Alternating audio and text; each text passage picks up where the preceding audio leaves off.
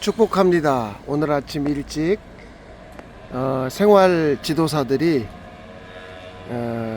교회 마당에 와서 아침 회의하고 이제 출발하는 모습입니다. 이 마당에 아침이면 여러 팀들이 와서 요일마다 달라요. 고압 철탑 공사하는 분들도 오기도 하고 생활 지도사들이 오기도 하고, 그리고 복지 택시들이 들어오기도 하죠. 오늘은 생활 지도사들이 들어왔다가 나가고 있습니다.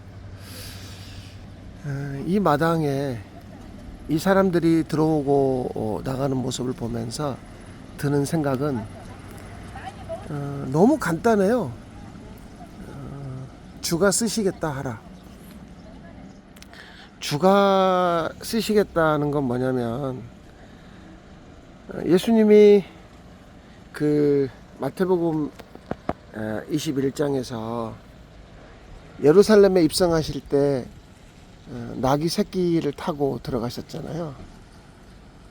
누가 섣불리 자기 것을 내놓지 않았어요.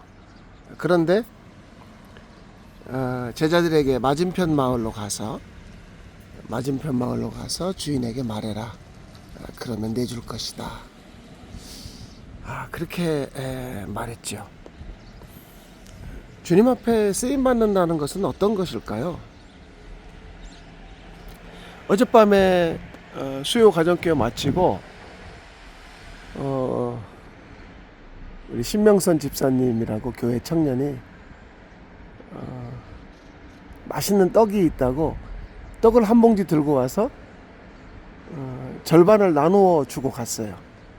근데 그 순간 제가 어떤 생각이 들었냐면, 요한복음 6장, 마태복음 14장, 마가복음 6장, 누가복음 9장, 요한복음 6장, 14, 6, 9, 6 사복음서에 나오는 오병이어의 사건이죠.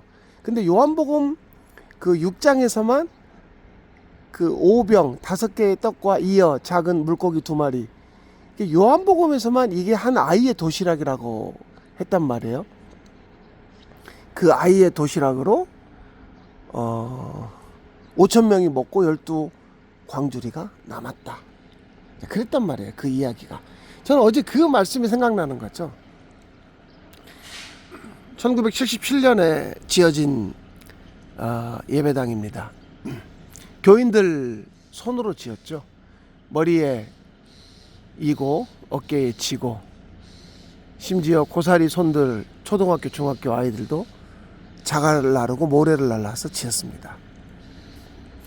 77년부터 2015년까지 저곳에서 예배를 드렸습니다. 정말 많은 사람들, 많은 아이들이 예수님을 찬양했고 하나님의 은혜를 받았죠.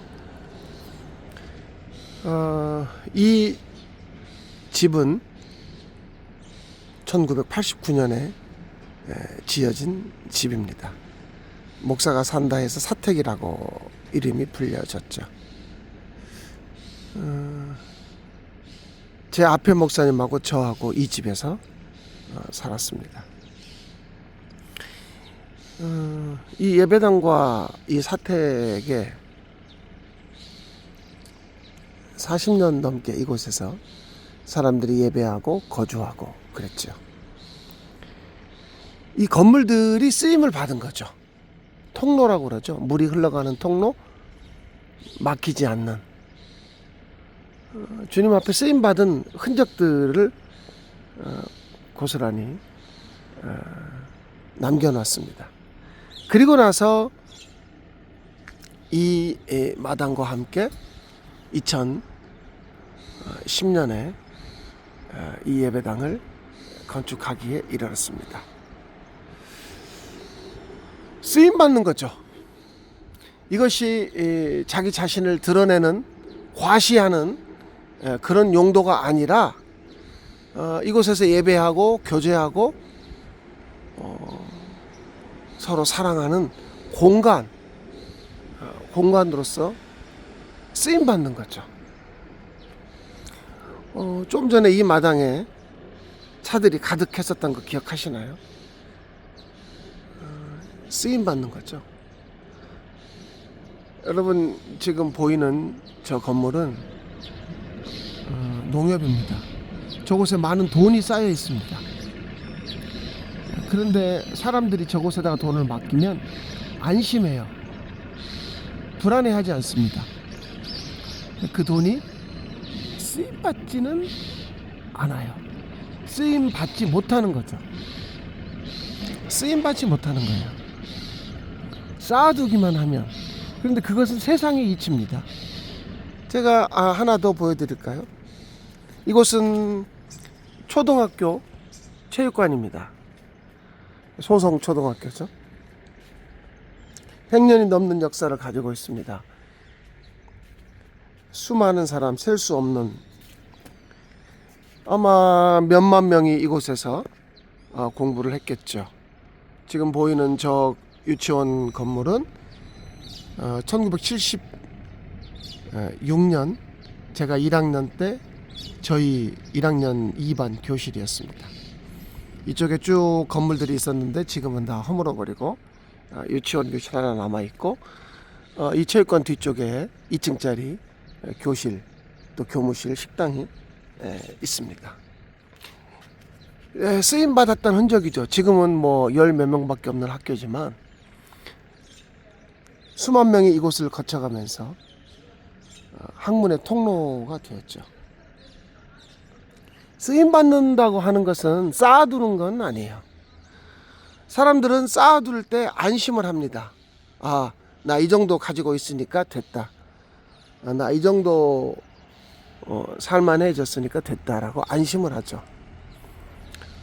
어리석은 부자 이야기는 두고두고 이야기를 해도 또 하고 싶은 말씀입니다. 자기를 위하여 쌓아둔 자들이죠. 자기를 위하여. 오늘날에도 많은 사람들이 자기를 위하여 뭔가를 쌓아두고 삽니다. 자기 자신을 위하여. 그런데 왜 그 아이는 말도 안 되는 그 도시락을 내놓았을까요? 통로죠.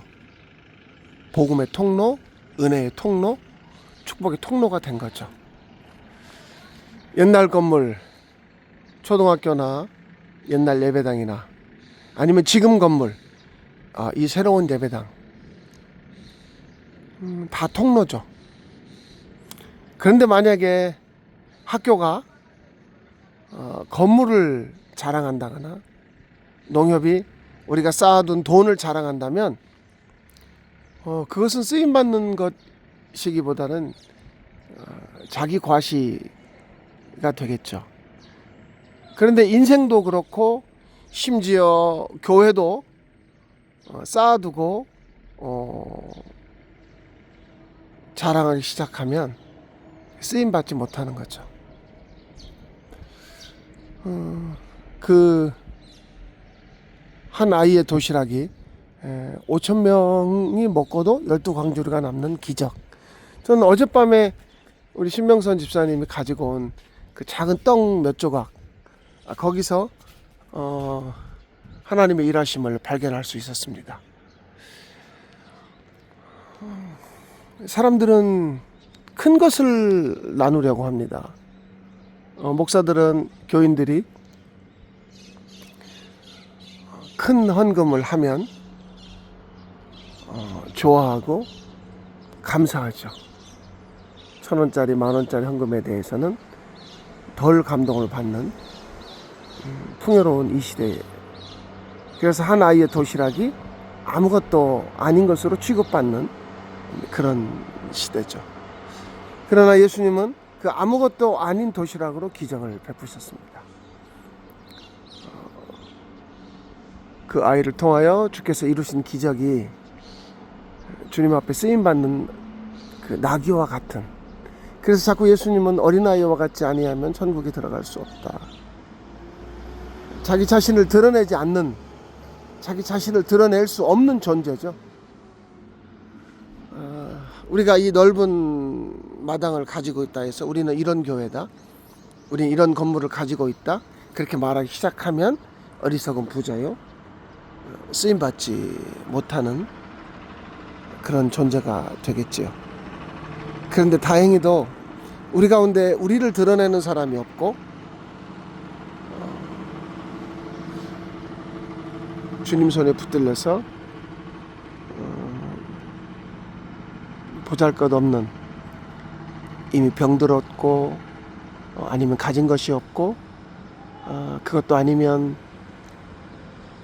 어디에다 뭔가를 내놓을 만한 그런 존재가 아닌 자들이 주님 앞에 자기 자신을 드림으로 오히려 쓰임 받게 되는, 많이 가졌고 그래서 건강해서 자기밖에 모르는 그런 사람들과 달리 여전히 인생이 우울하고 슬프고 쓸쓸할지 모르나 도리어 주님 앞에 드려짐으로 은혜의 통로, 복음의 통로가 되는 바로 그런 기적을 기대하면서 오늘 이 말씀을 나눕니다.